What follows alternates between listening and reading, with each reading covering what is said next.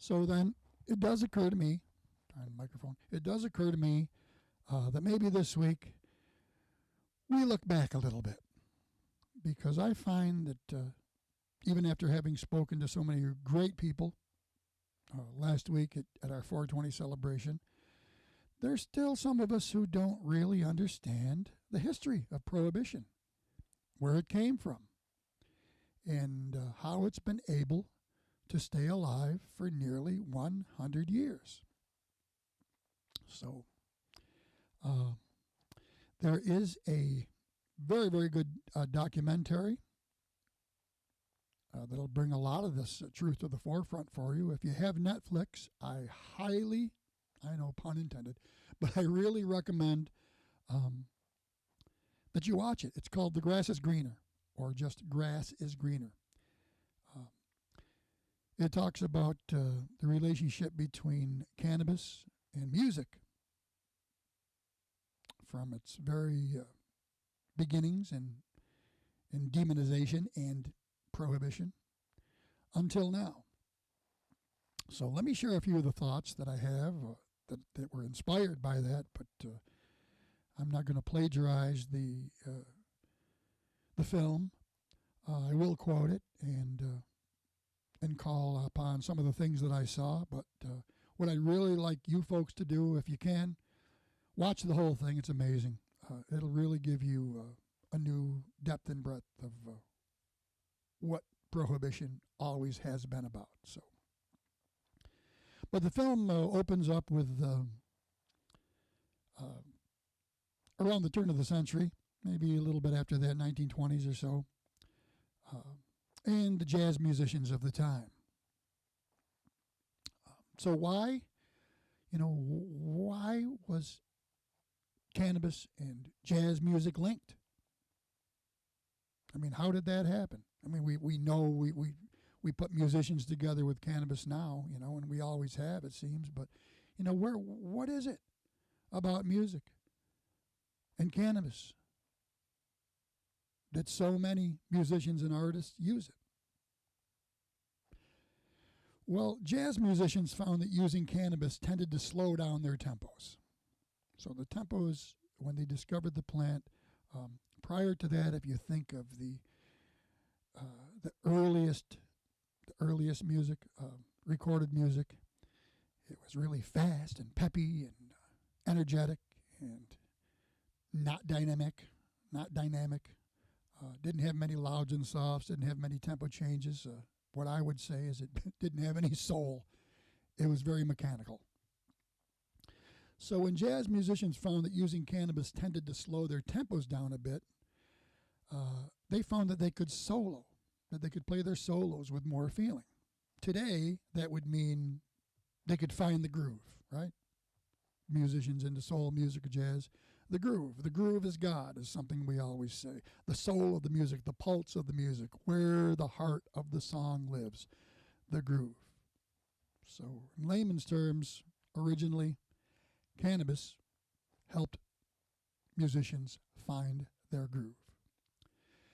Now, that happened in particular places. It just so happens that the roots of cannabis use in America are also where the roots of jazz in America resides.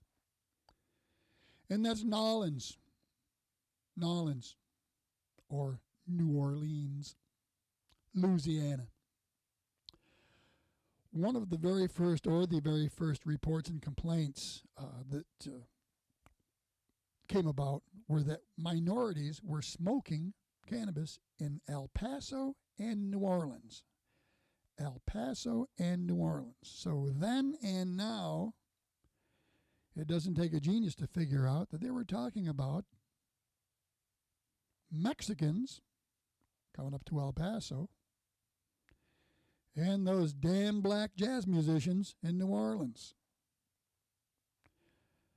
Cannabis was renamed to marijuana then, because it demonized the plant. It sounded worse. It sounded mysterious and bad. Marijuana. Cannabis, marijuana. It's Mexican slang. History has to recognize Harry Anslinger. And that's the guy. That's the guy who says shit like this. Let's read it out loud, just for the fun of it. How many murders, suicides, robberies, criminal assaults, holdups, burglaries, and deeds of maniacal insanity it causes each year, especially among the young, can be conjectured. No one knows when the places a marijuana cigarette. Wow. No one knows when he places a marijuana cigarette to his lips whether he will become a joyous reveler in a musical heaven, or a mad, insensate, a calm philosopher, or a murderer. Woo. Harry. Well, history has to recognize Harry. He was our first perverted drug czar. He took the nation's collective virginity and innocence about a simple plant just to demonize a culture and a race. The lies he told, the horrible things he said and did, those would make for a show by themselves, and maybe one day I'll do one. But he was the architect of Prohibition. He was an advocate of racism. You can verify his words and deeds very easily. I scrolled some through. These are recorded messages, and there's plenty of video of things Harry said. So do your own research. But I'll tell you, if you research Harry Anslinger, you're going to be pissed off. You're going to be disgusted. You'll be amazed, and not in a good way. His worry was that black jazz musicians would use it to seduce white teenage women and then get them hooked on it. Because this new music, this new jazz music, made people feel something new. There were new rhythms that they didn't hear before. There were new dances that they hadn't seen before. The music itself made people want to dance different. Different. Not bad and not lewd, just different. He was afraid it would have women let their guard down, thereby increasing the horrible likelihood that the races just might intermingle, or procreate. Imagine that. That's what Harry was worried about. There's your birth of Prohibition. That's really what it was about. And I'm going to cement that again and again. So hopefully we'll all understand it. But for the musicians, for the jazz musicians, still today, it was just about expanded creativity, better workflow. It still is today, like I said, for many creative artists of all kinds. I'm not so particular about a permit to carry a gun. All I want is a permit to carry that good shit, said Louis Armstrong. See, he used it every single day. The godfather, if there is one, the king, the godfather, the patriarch of jazz, Louis Armstrong, used it every single day. And he said, without it, he would have put the trumpet down. Imagine that. Imagine where we'd be. His influences on modern music are so profound, it's hard to imagine where we'd be were it not for Louis Armstrong. And Louis Armstrong says, were it not for cannabis. Thanks, Louis. But it wasn't all black artists then. Well, yeah, it was pretty much. Almost. But there was one that sticks out in particular, and he was cited in the Netflix documentary, Grass is Greener. His name is Mez Mesro. They called Mez the white Negro of Harlem. He was a jazz clarinetist, and he dug the music. And to be involved in the music, to be part of the music, he had to join that black community. And when he did, he discovered cannabis himself. And the entrepreneur that he was, Mez became the supplier of weed to the cannabis community down in New Orleans then. Oh, I'm sorry. He was in Harlem. And he was eventually busted. He called his weed the Mighty Mez. The Mighty Mez. Puff on the Mighty Mez. When he was busted and jailed at Rikers Island, he insisted on being classified and jailed as a black person. See, because he existed in two cultures. His Jewish background was part of it, but he had a love and deeply felt appreciation for music with soul. And I get that. Anybody who's known me, who knew me through the years as a musician, knows I get that. So his influences, his supplying of cannabis, it all played into Mez becoming a bridge from the early jazz to the beat movement. What was the beat movement? Beatniks. Beatniks. The beat movement blended poetry, modern literature, and jazz. Remember? Maybe some of you don't. But do some research yourself. What was the beat movement? And what was a beatnik? Someone that wore a beret, a tight shirt, and said, "Hey man," a lot. I guess they were the precursor to hippies. But there it was. Social awareness, questioning authority, questioning rules and laws in the music, and it all reflecting the struggles of a people.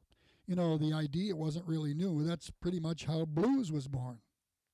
The difference between the birth of blues and the birth of jazz is that slaves didn't form bands and pack dance halls and make records.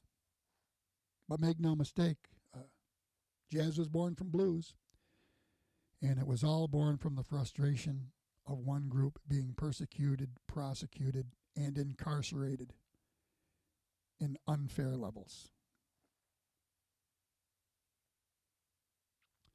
It's where freedom of expression began and later became the hippie culture. Now, what was different about the hippie culture is that it brought legalization to the national debate. There was no debate about legalization, with Harry Anslinger. It was just a one-sided thing.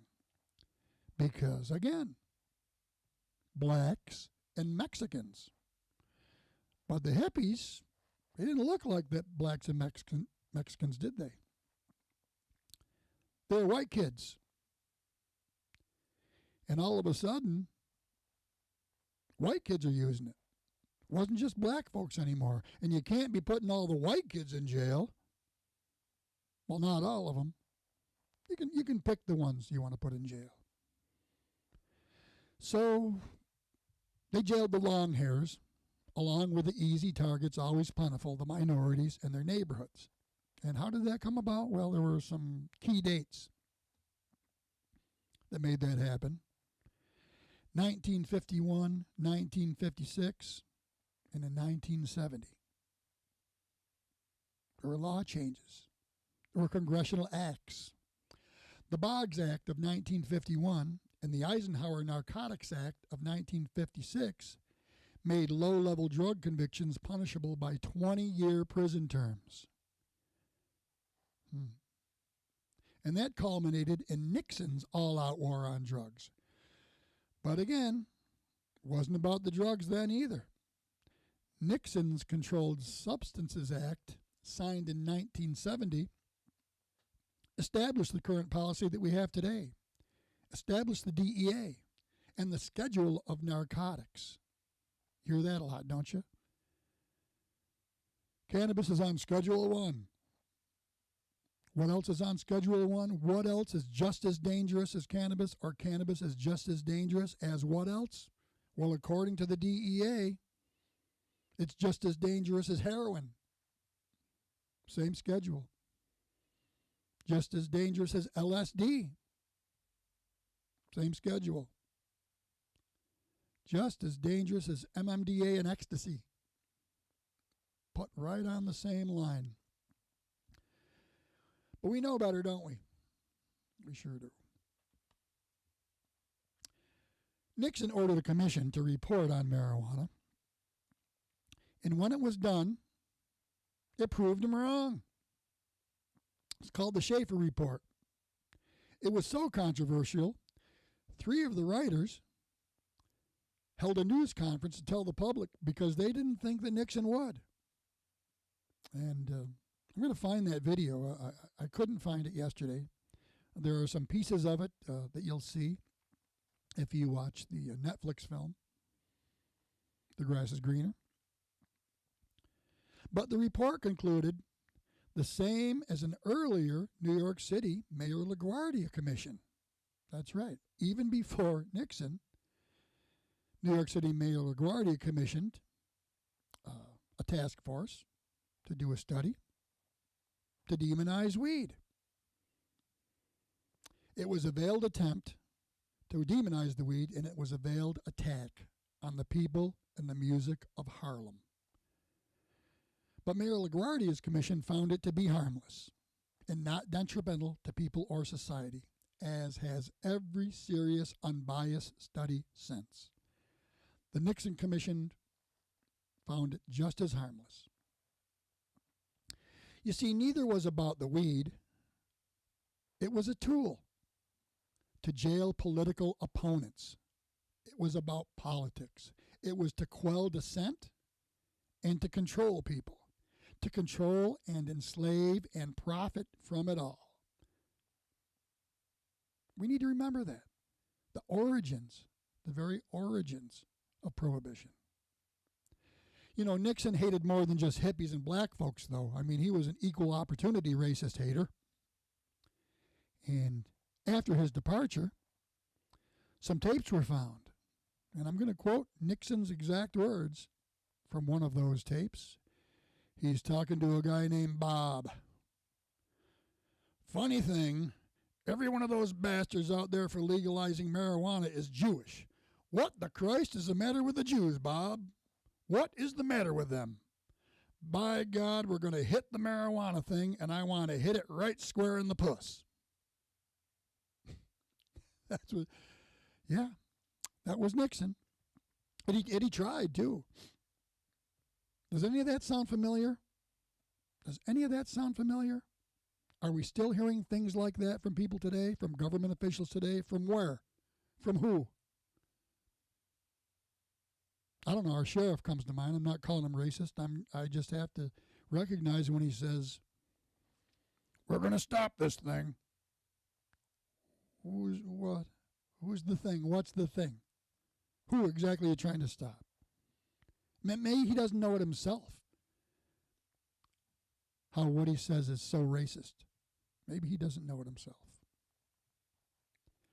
Later, and I believe it was a New York Times interview, Nixon's advisor, John Ehrlichman, said, and I quote, "We couldn't make it illegal to be either against the war or black. We couldn't make it illegal to be either against the war or black. But by getting the police to associate the hippies with marijuana and the blacks with heroin, and then criminalizing them both heavily, we could disrupt those communities. We could disrupt those communities. That was their goal. We could arrest their leaders, raid their homes, break up their meetings, and vilify them night after night on the evening news. Did we know we were lying about the drugs? Of course we did." Those are the words of John Ehrlichman, Nixon advisor, telling us exactly what they were doing and why they were doing it. See, they didn't care about cannabis. They never did. They just didn't want people marching against or protesting the war. And hippies, especially the hippies, with their peace-love mindset, became the enemy because the culture of hippies abandoned racism. White kids stood with black kids, and together they marched and protested. And since race at that time was no longer being written into laws because we were moving forward congressionally, they simply replaced the word race with the word drugs. But again, It never was. Still is not about the drugs. All we have to do is look back at how the demonization and then prohibition of cannabis came about. Just look at what was going on. Who stood to gain politically? Who stood to gain financially? Who stood to gain personally? Or who just wanted to wield control over another group of people? Which group of people was it? See, now we can see it. The history is there. If we look back, it was about politics, money, power, and control, used against any demographic that dared to question that authority. So you see, the common thread that runs through all of this, then and now, it should be glaringly clear to everybody. Something's missing here. What's missing? Where is the trail of harm, death, and destruction from cannabis? Where are the bodies? Have we actually kept these insane persecutions, prosecutions, and incarcerations going all this time, never having seen the harms we are supposedly protecting ourselves against?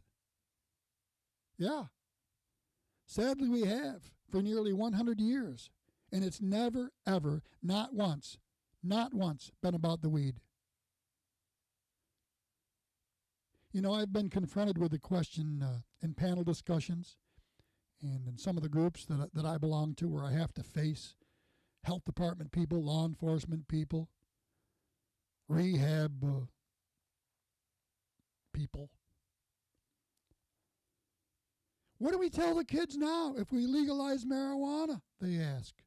Now that we've been telling them something so radically different all these years, what do we tell the kids? I don't know. Depends on who you are, I guess.